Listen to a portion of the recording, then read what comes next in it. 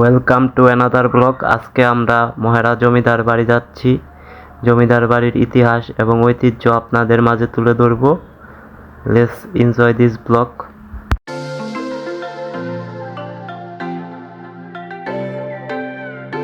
আপনারা চাইলেই খুব সহজেই মহেরা জমিদার বাড়িতে যেতে পারেন ঢাকা বা ঢাকার আশেপাশের এলাকা থেকে।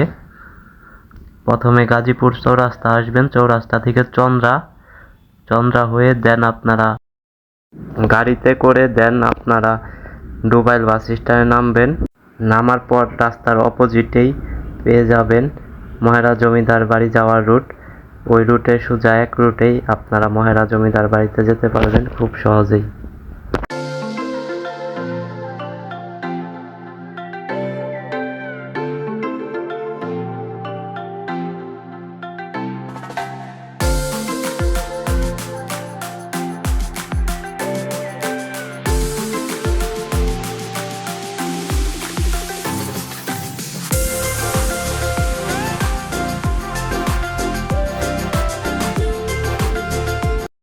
আমরা ফাইনালি চলে আসলাম মহেরা জমিদার বাড়িতে।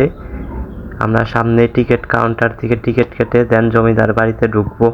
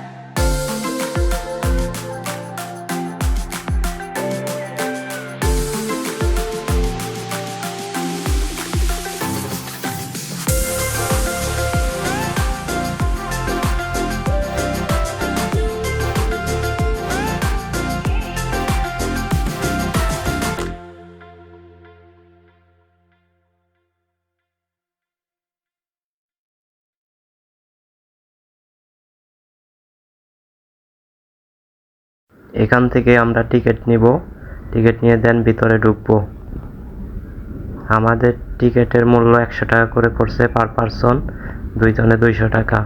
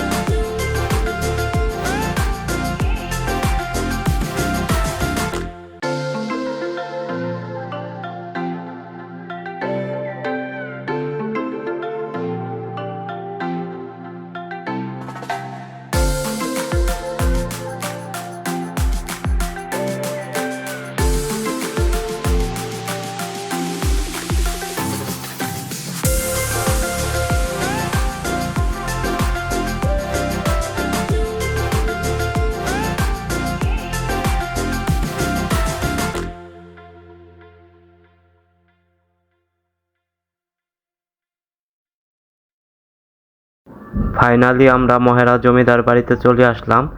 এখানকার কিছু করুণ ইতিহাস এবং ঐতিহ্য আপনাদের জানাবো। মহেরা জমিদার বাড়িটা খুবই সুন্দর এবং খুব গাছপালা, দেশি বিদেশি জাতের বিভিন্ন গাছ আছে। এন্ড এই মহেরার কিছু ইতিহাসও আছে, জানা অজানা কিছু ইতিহাসের পাতায় লিপিবদ্ধ আছে। খুবই ভয়ঙ্কর কিছু ইতিহাস, ভয়ঙ্কর হত্যাকাণ্ড ঘটছিল এক সময় মহেরাতে।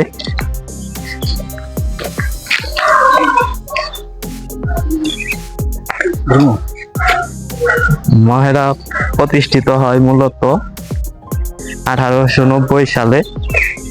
1890 সালে মহেরা এই বর্মনা নদী নির্মাণ কাজ সম্পূর্ণ হয়। এই বর্মনা নদী নির্মাণ কাজ সম্পূর্ণ করে কলকাতার দুইজন বাঙালি গোপাল রাম অ্যান্ড আনন্দ রাম সেন দুই ভাই ঢাকার অদূরে টাঙ্গাইলে এই ভবনটি নির্মাণ করে। স্পেনের ভবনের আকারে এই ভবনগুলো নির্মিত হয়। খুবই সুন্দর, খুবই আকর্ষণীয় নির্মাণ কাজ সম্পূর্ণ করে তারা। তারপরেও এদিকের আশেপাশের অনেক দিন যায়, তারা বসবাস করে। যুদ্ধের সময় এক সময় এই ধর্মলাল সেন ব্রিটিশের আমলে এটি নির্মিত, খুবই দেখতে আকর্ষণীয়। 1971 সালের যুদ্ধের সময় তাদের কিছু বংশধর দেশে ছিল, তারা এই রক্ষণাবেক্ষণের দায়িত্ব ছিল এই ভবনান্দির।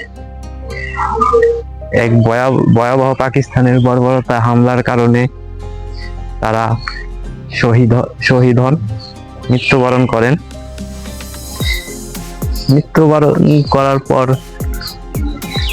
মৃত্যুবরণ করার পর তাদের পরিবারের আরো কিছু সদস্য বেঁচে ছিল, তারা এক সময় ইন্ডিয়াতে চলে যায়। তারপর 1972 সালের দিকে এটার দায়িত্ব বাংলাদেশ পুলিশের কাছে চলে যায়।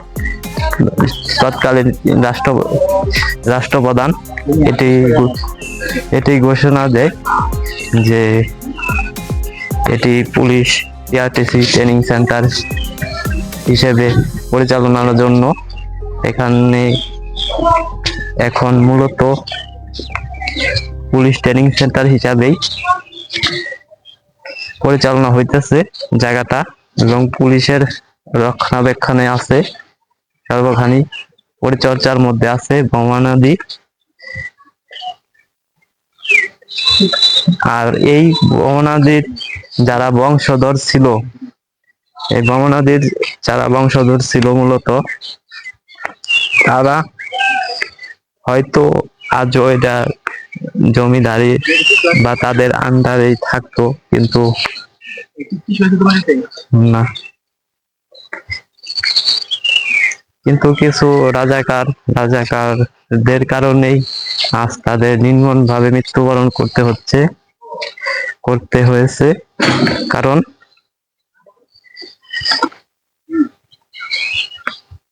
তাদের সহযোগিতায় ওই পাশের বিল্ডিং এর পিছনে তাদের নির্মম ভাবে হত্যা করে।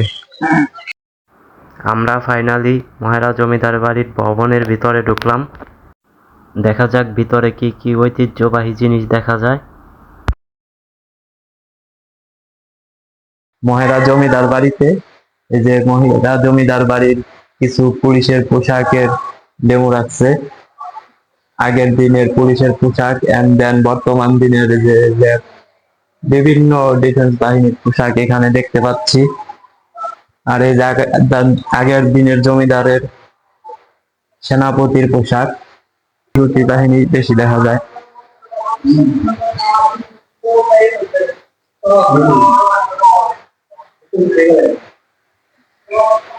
আর এই যে রাইফেল, আর ব্রিটিশ রাইফেল,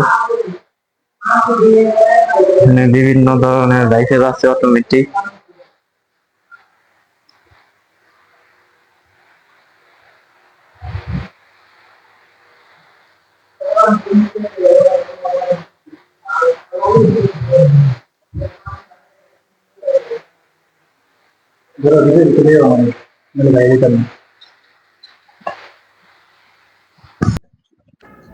আজকের ট্যুরে আমার সাথে আছে আমার টিম মেম্বার সোহান।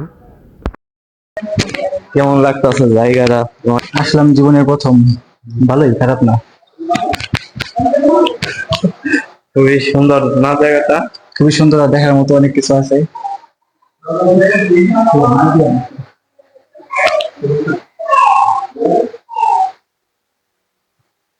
ফাইনালি এখন যাব জমিদার বাড়ির পার্ক এরিয়াতে, ওইখানে শিশুদের জন্য বিনোদনের ব্যবস্থা রয়েছে। শিশুদের পার্ক, এখানে শিশুরা বিনোদন নিতে পারবে।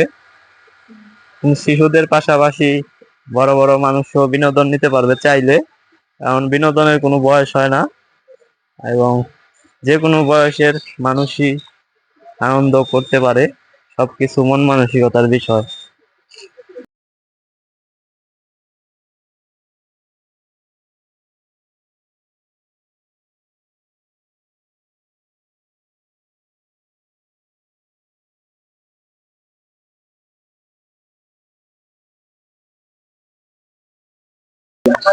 খুবই সুন্দর জায়গাটা, ঘুরে দেখতেছি, খুবই ভালো লাগতেছে। আপনারাও চাইলে আসতে পারেন মহেরা জমিদার বাড়িতে। ঢাকার ঢাকা গাজীপুরের খুব কাছাকাছি জায়গাটা, খুবই একটি ঐতিহ্যবাহী জায়গা। এই জায়গার অনেক ইতিহাস আছে। খুবই ভালো লাগলো। জীবনে প্রথম আসলাম, আর আসার নিয়ত নাই। যাবো তো যাবো, আর আইতাম না। হুম।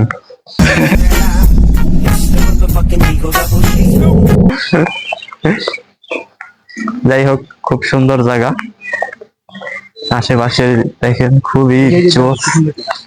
এই যে এই গাছটা খুবই বিখ্যাত একটি গাছ, খুবই সুন্দর একটি গাছ।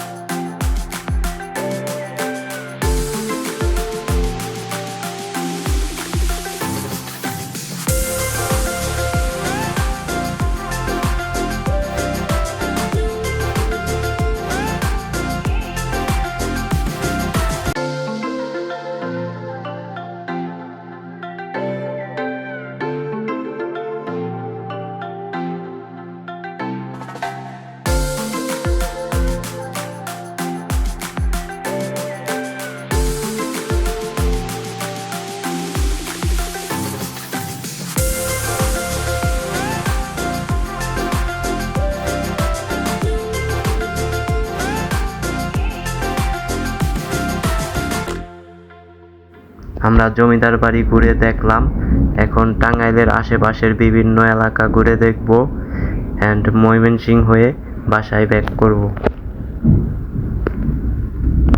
So let's go.